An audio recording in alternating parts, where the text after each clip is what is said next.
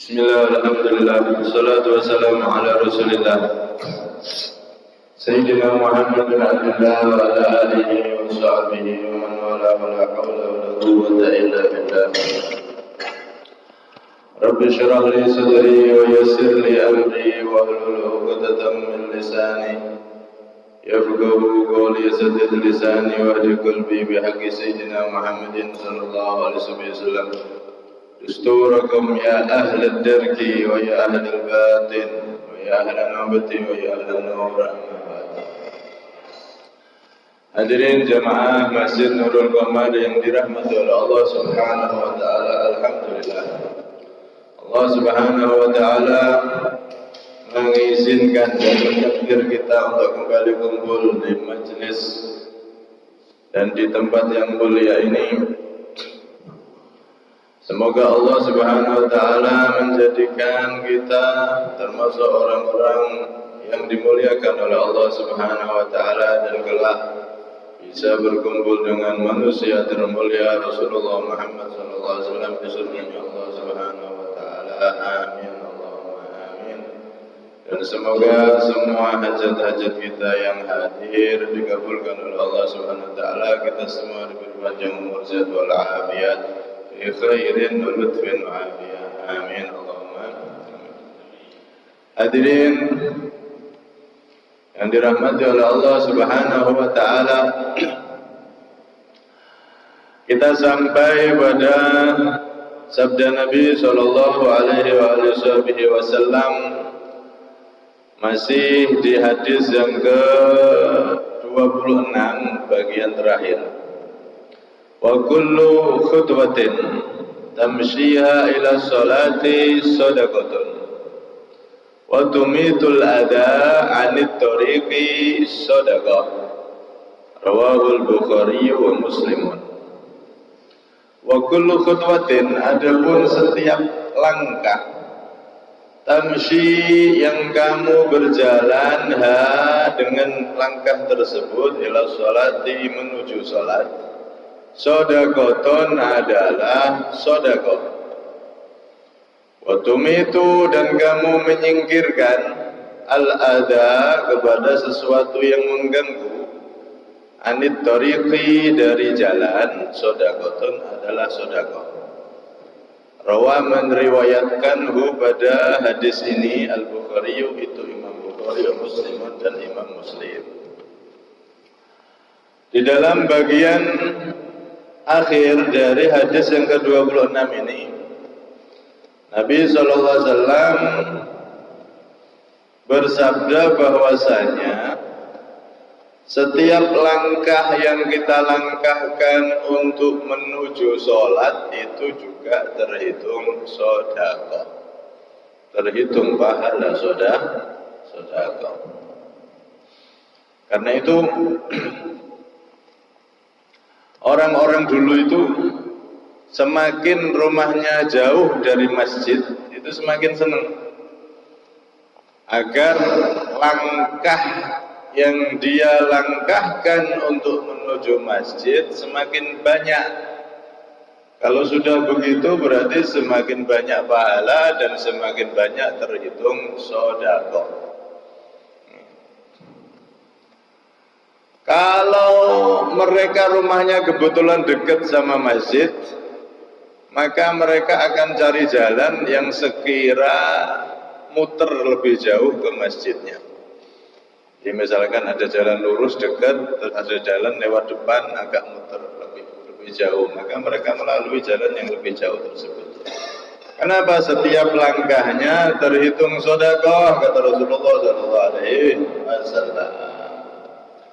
Bahkan di dalam salah satu riwayat yang lain, Nabi juga bersabda, "Idza tawaddu'a ahadukum fa ahsanal wudu' thumma kharaja 'amidan ilal masjid la yanzi'uhu illa as-salah lam yazal rijluhul yusra tamhu anhu sayyi'ah wa tuktabu lahul yumna wa taktubu lahul yumna hasana hatta yadkhul al masjid tidaklah seseorang dari kalian berwudu, kemudian wudunya disempurnakan, lalu datang keluar menuju masjid. Dia keluar menuju masjid itu tidak ada tujuan kecuali untuk ibadah, untuk sholat. Maka lam yazal rijlu yusra tamhu anhu sayyi'atan. Kaki kirinya setiap langkahnya itu menghapus kejelekannya, dan kaki kanannya menulis mendapatkan hasanah kebaikan sampai dia masuk ke masjid. Wa taktubu lahul yumna hasanatan hatta yadkhulal masjid. Sampai-sampai Nabi SAW juga menegaskan dalam hadis yang lain, walau ya'lamun nasu ma fil atamah was subhi la atauhuma walau habwa. Andaikan manusia itu tahu pahala sholat isya dan subuh berjamaah di masjid, andaikan ditampakkan oleh Allah Subhanahu wa taala, maka semua orang akan berdesak-desakan dan berebutan tetap pengen datang walaupun harus merangkak. Walaupun harus merangkak, dia nggak bisa jalan, misalkan dia stroke dan lain-lain, dia akan tetap pengen hadir ke masjid untuk ikut sholat jamaah subuh dan jamaah isya. Ini lebih jamaah yang paling khusus ini. Kalau yang lain juga dianjurkan berjamaah, tapi khusus untuk isya dan subuh ini lebih dianjurkan lagi. Andaikan ditampakkan oleh Allah pahala jamaah isya dan jamaah sholat subuh, maka manusia ini pasti nggak mau absen setiap hari. Pokoknya saya harus sholat subuh jamaah di masjid, harus sholat subuh jamaah, sholat isya jamaah. Tidak ada tawar menawar lagi. Walaupun saya merangkak siap, saya akan hadir sholat jamaah subuh dan jamaah isya. Itu kalau ditampakkan pahalanya oleh Allah Subhanahu wa taala. Tidak usah ditampakkan pahala aslinya, udah. Andaikan ada satu masjid yang memberi uang atau kopi atau apapun, uang lah misalkan. Kalau sholat subuh di masjid kita, karena masjid kita ini kaya raya, uangnya kebanyakan. Setiap jamaah sholat subuh dan jamaah sholat isya diberi uang bensin atau uang apalah dari kas masjid yang memang dikumpulkan untuk itu, bukan kas masjid yang untuk pembangunan, bukan. Kan dana yang masuk ke masjid itu kan ada dua. Ada dana yang memang orang nyumbang untuk pembangunan, nah itu nggak boleh digunakan kecuali untuk pembangunan. Ada dana yang digunakan untuk dakwah, untuk pengembangan kegiatan di masjid. Nah, dana ini boleh dipakai untuk kemakmuran yang berkaitan dengan kegiatan masjid, pengajian atau seperti ini tadi sholat subuh, disediakan kopi dan lain-lain, biar jamaahnya semangat datang ke masjid. Itu hukumnya boleh. Itu bukan berarti kalau seperti itu kan nanti nggak ikhlas, biar nggak ikhlas dulu. Orang jamaah subuh, jamaah isya itu kalau sudah dipancing di masjid itu ada fasilitas ini, fasilitas itu, apalagi kalau ada ini itu disediakan oleh pengurus masjid, otomatis jamaah subuh, jamaah isya semangat. Awalnya mungkin niatnya karena biar dapat kopi, biar dapat makan, biar dapat uang yang dibagikan. Tapi lama-kelamaan dia akan jadi ikhlas. Sama halnya dulu Imam Ghazali itu kok bisa jadi Imam Ghazali yang begitu luar biasa ilmunya. Itu dulunya kan gara-gara dipondokkan di pondok yang gratis agar bisa dapat makan. Karena ayah beliau orang yang nggak mampu dititipkan ke temennya yang ahli ilmu, ahli agama. Setelah itu ayahnya meninggal, Setelah itu Imam Ghazali dititipkan di pondok pesantren yang gratis. Awal tujuan Imam Ghazali belum mengatakan aku dulu nuntut ilmu awal masuk pondok niatnya bisa makan karena aku masih anak-anak belum bisa kerja, aku masuk pondok tujuannya makan karena ayahku sudah tidak ada. Tapi lama kelamaan setiap hari dengar guru nasihat dan seterusnya, lama-lama niatku pun berubah. Yang semula untuk tujuan duniawi biar bisa makan, niatku pun berubah mencari ilmu untuk Rasulullah, untuk Allah Subhanahu wa ta'ala. Akhirnya ikhlas jadilah Imam Ghazali. Nah, masjid juga sama, Pak. Takmir masjid yang namanya orang apalagi zaman sekarang itu memang harus ada terobosan biar semangat jamaahnya, harus dikasih itu memang fasilitas yang sekira seneng. Yang penting bukan maksiat. Contoh tadi itu dikasih kopi, dikasih makanan, atau kalau perlu dikasih uang 20.000, tapi dengan syarat tadi itu uangnya memang uang khusus untuk kegiatan itu, bukan uang pembangunan masjid.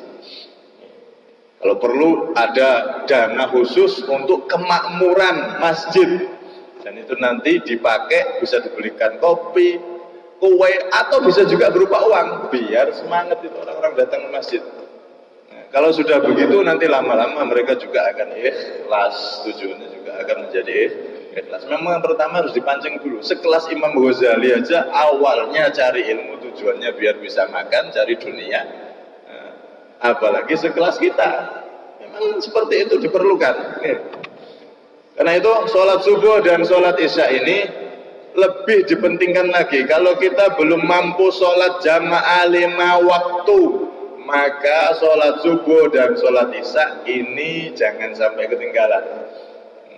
Karena pahalanya begitu besar, disebutkan oleh Nabi SAW tadi itu. Andaikan ditampakkan pahalanya, maka manusia akan berduyun-duyun sampai ngelesot pun, merangkak pun mereka nggak mau absen untuk hadir sholat subuh, untuk hadir sholat isya. Nah, kalau pengurus masjid ngasih iming-iming tadi itu, tambah semangat lagi. Di dalam riwayat lain, man sholat subha jama'atan kana fi dhimatillahi hatta yumsi, wa man sholla isya wa man sholla isya jama'atan kana fi dhimatillahi hatta yusbih, kama qala Nabi SAW. Barang siapa yang sholat subuh berjamaah, maka dia berada di tanggungan dan jaminan dari Allah. Di hari itu dia dijamin oleh Allah dari subuh sampai maghrib, sampai malam. Kalau dia sholat isya jamaah, maka berada di jaminan Allah dari isya sampai subuh. Berarti kalau ada orang sholat jamaah isya dan sholat jamaah subuh 24 jam dia dijamin oleh Allah Subhanahu wa ta'ala. Kalau ada orang dijamin oleh Allah, apa yang susah, Pak? Gampang kabeh urusannya. Kita aja kalau dijamin presiden, kamu, hidup saya, hidupmu, misalkan ada mahasiswa di luar negeri, hidupmu udah ditanggung negara di sana. Ya sudah, tidak ada susahnya, tidak usah mikir apa-apa, sudah lancar semua, ditanggung sama negara, ditanggung sama presiden. Enak. Ini cuman sekelas presiden, makhluk. Apalagi yang nanggung, yang jamin Allah. Kalau sudah sholat subuh jamaah, sholat isya jamaah, berarti di hari itu 24 jam kita dijamin oleh Allah Subhanahu wa ta'ala. Rizkinya, keluarganya, urusannya, semuanya diberkahi dan dilancarkan oleh Allah Subhanahu wa ta'ala. Sampai-sampai dulu ada namanya Khalifah Hajjaj bin Yusuf, itu terkenal dolemnya luar biasa. Kalau ada orang salah sedikit, dia tidak segan-segan, hukum mati, pancung, dan seterusnya. Tapi dia tahu, Pak, walaupun kejam, tapi dia tahu hadis. Kalau pas mau mancung orang, mau bunuh, hukum mati orang, eksekusi, ditanya dulu, ente tadi sholat subuh jamaah apa tidak?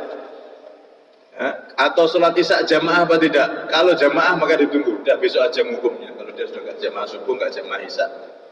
Padahal Raja Dolim ini, ketika ditanya kenapa kok kamu seperti itu, kok milih-milih, kok takut kalau ada orang yang pengen kamu hukum, dia sudah sholat jamaah isya, jamaah subuh. Karena kalau orang sholat jamaah isya, jamaah subuh itu dijamin sama Allah. Nah, bagaimana saya mau menyalahi, mau menghukum orang yang sudah dijamin oleh Allah? Ya nanti saya kena hukuman Allah. nggak berani dia. Sedolim-dolimnya penguasa dahulu masih takut Pak sama Allah. Beda kadang-kadang zaman sekarang. Pemerintah, pejabat-pejabat yang suka koruptor dan lain-lain. Mereka kadang-kadang sama Allah harus tidak peduli sudah. Pokoknya yang penting enak dirinya, enak kelompoknya dan seterusnya. Kalau orang dulu masih ada remnya. Saat dolim-dolimnya Hajjaj bin Yusuf masih takut sama Allah.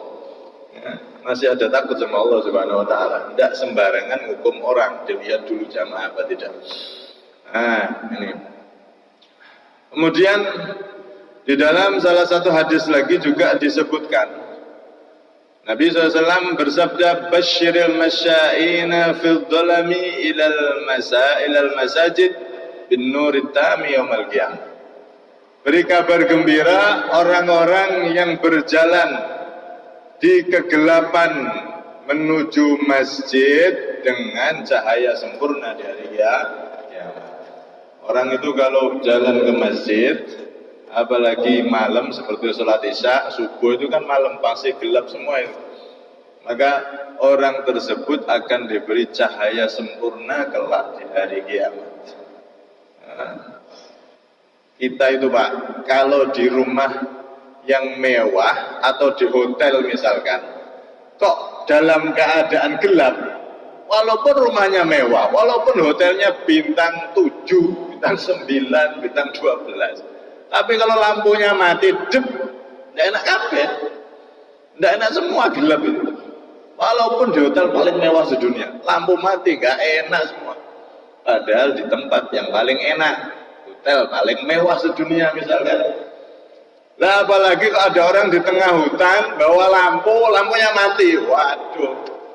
Di tempat yang paling mengerikan, lampunya gelap alias mati sih saya. Tambah nggak enak lagi, tambah mengerikan lagi. Nah ketahuilah alam kubur itu gelap. Kuburan itu gelap. Nanti dari kiamat gelap, membutuhkan cahaya, yang mana cahaya tersebut adalah amal ibadah kita. Dan cahaya yang sempurna nanti di hari kiamat, salah satunya adalah amalan kita datang ke masjid di waktu yang gelap seperti sholat isya atau sholat subuh. Itu dikatakan Rasulullah, "Basyiril masya'in", beri kabar gembira orang-orang yang berjalan ke masjid di kegelapan malam. Mereka datang ke masjid untuk sholat, untuk ibadah kepada Allah SWT, diberi kabar gembira oleh Rasulullah dengan diberi cahaya sempurna di hari kiamat. Kalau sudah cahaya sempurna, wah enak sudah. Walaupun rumahnya sederhana, tapi cahayanya lengkap, enak. Sebaliknya walaupun rumahnya mewah, gedung mager-mager, mati lampunya, konslet kabeh, tidak enak, gelap semuanya. Nah apalagi dia berada di fasilitas yang enak dan terang benderang. Dia diberi cahaya oleh Allah SWT dari kiamat dan dalam keadaan diridhoi oleh Allah Subhanahu wa taala. Karena itu jalan kaki kita menuju masjid, selain pahala-pahala yang besar dan banyak tadi itu, setiap langkahnya terhitung juga pahala sedekah. Kullu khutwatin tamshiha ila sholati sedekah, kata Rasulullah. Setiap satu langkah yang kamu langkahkan menuju ke masjid, itu semua terhitung sedekah, selain pahala-pahala yang besar yang dijanjikan oleh Rasulullah SAW. Alhamdulillah. Karena itu yang semangat kita sholat berjamaah ke masjid atau ke tempat-tempat ibadah seperti mushola dan lain-lain. Lebih-lebih masjid. Kemudian Nabi SAW melanjutkan, "Watumitul ada anit tariqi sedekah." Engkau menyingkirkan segala sesuatu yang mengganggu anit tariqi dari jalan, sedekah juga terhitung sedekah. Ketika kita berangkat ke masjid atau kemanapun, kok di jalan itu ada ranting, ada pohon, ada kaleng yang mengganggu, sekira mengganggu orang, kita singkirkan. Itu semuanya bernilai sedekah, apalagi duri, apalagi paku. Segala sesuatu yang berpotensi mengganggu orang jalan, maka kita singkirkan, itu bernilai sedekah di sisi Allah Subhanahu wa taala. Wa tumitul adha, menyingkirkan sesuatu yang mengganggu jalan, atau menyingkirkan sesuatu yang akan mengganggu jalan. Contoh seperti kita mau buang sampah sembarangan nih, kaleng minuman misalnya, kita mau buang di tengah jalan, kemudian kita mikir, kita urungkan nanti kalau ada orang kepleset gara-gara kaleng ini gimana, nggak jadi wis. Nah ini kita urungkan niat kita untuk buang sampah sembarangan, terus kita buang di tempat sampah yang sesuai dengan tempatnya. Ini juga termasuk hadis ini.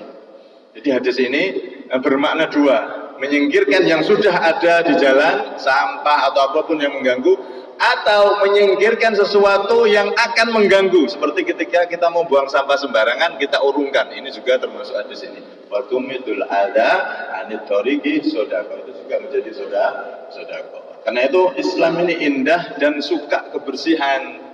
An-nadhafatu minal iman, itu memang benar, walaupun bukan hadis itu, akan tetapi ungkapan itu benar sesuai dengan makna hadis ini. Tumidul adha anit thoriqi sodaqah, menyingkirkan segala sesuatu yang berpotensi mengganggu. Bukan hanya mengganggu orang jalan, kakinya kepleset atau bisa tergelincir dan lain-lain, bahkan termasuk mengganggu pandangan, alias sampah sembarangan tidak diperbolehkan. Kita dianjurkan oleh Nabi menyingkirkan itu semua. Jangan buang sampah sembarangan dan jangan meletakkan sesuatu yang mengganggu di tengah jalan. Ini ajaran indah Nabi SAW. Kita singkirkan itu semua, kita buang sampah di tempat sampah, itu terhitung sedekah. Indahnya ajaran Nabi SAW. Nah, suatu ketika Abi Barzah radhiyallahu anhu, beliau berkata kepada Rasulullah, "Ya Nabi Allah, alimni syai'an antafi'u bihi." Wahai Nabi Allah, alimni, ajari aku syai'an, sesuatu, antafi'u, yang aku bisa mengambil manfaat bihi, dengan sesuatu tersebut. Wahai Nabi, tolong ajarkan saya sesuatu yang bermanfaat untuk saya. Maka kata Rasulullah apa? I'zilil adha an dariqil muslimin. Wahai sahabatku, singkirkan segala hal yang mengganggu di jalan yang dilalui oleh kaum muslimin, di jalan yang dilalui oleh orang-orang yang berjalan di situ. Nah, ini wasiat dari Nabi agar kita menjadi umatnya yang menjaga kebersihan dan menghilangkan segala hal yang mengganggu di jalan. Termasuk perintah dari Nabi SAW. Nah, sampai-sampai Al-Imam Al-Baihaqi meriwayatkan dari sahabat Anas, anna rajulan ra'a fil nawm qailan yaqul lahu Bashir A'id bin Amr Al-Muzani bil jannah. Falam yaf'al. Fatahu fi thaniyah falam yaf'al. Fatahu fi thalitha falam yaf'al. Fatahu fi rabi'ah faqala lahu lima dhalik? Qala innahu la yulki adahu fi tariqil muslimin. Diceritakan dari Imam Baihaqi dari sahabat Anas. Ini yang cerita sahabat Anas. Ada seseorang yang dia bermimpi. Mimpinya orang soleh itu kan mendekati kebenaran. Idaqtarabaz zaman lam takat ru'yar rajuli takdzib. Ketika zaman itu sudah akhir zaman, maka mimpi seorang yang soleh itu nyata, alias petunjuk dari Allah Subhanahu wa ta'ala. Ada orang bermimpi, kata Sayyidina Anas, sahabat Anas bercerita, ada orang mimpi untuk memberi pesan, Bashir A'id bin Amr Al-Muzani, berikan kabar gembira kepada A'id bin Amr Al-Muzani, beri kabar gembira dia, Allah ridho dan akan masukkan surga dia. Maka saat mimpi pertama, bangun keesokan harinya, dia nggak beri kabar sama orang yang dimaksud. Kemudian dia tertidur lagi di hari yang kedua, mimpi yang sama, kasih kabar gembira bahwasanya Allah akan memberi surga kepada A'id bin Amr Al-Muzani, sampaikan kepada dia. Bangun di pagi harinya, tetap tidak diindahkan. Mimpi, mungkin cuma kembang tidur. Di malam yang ketiga mimpi yang sama, di malam keempat mimpi yang sama. Akhirnya pas di malam keempat itu, di tengah mimpinya, saat mimpi itu, dalam mimpinya itu dia bertanya, lima dzalik, kenapa kok A'id bin Amr al-Muzani diberi kabar gembira dimasukkan surga oleh Allah, diberi surga oleh Allah? Kenapa sih, amalannya apa kok sampai saya ini sudah 4 kali mimpi? Maka dalam mimpi tersebut dijawab, innahu la yulqi adahu fi tariqil muslimin. Sesungguhnya dia tidak pernah membuang segala sesuatu yang mengganggu, kalau bahasa sekarang buang sampah di jalan yang dilalui kaum muslimin. Tidak pernah buang sampah sembarangan. Masya Allah.